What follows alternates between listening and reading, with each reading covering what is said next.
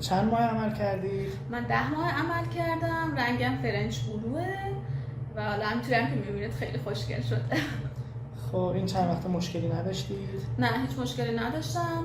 هم اول هفته اول شاید یک کوچولو که با درد کوچولو که با آسپرین خوب میشد. همین، هیچ مشکلی نداشتم. من مشکلی هم ندارم خدا رو شکر. راضی هستید؟ آره خیلی راضیم. خیلی ممنون. از مرکز سیتامد هم راضی هستید؟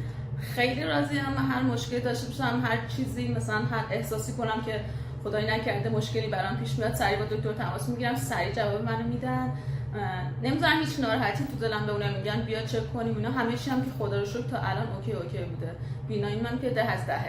همین امروز هم که چیز کردیم دیگه، چک کردیم، هیچ مشکلی نداشتم خدا رو شکر. ممنون از شما. خواهش میکنم.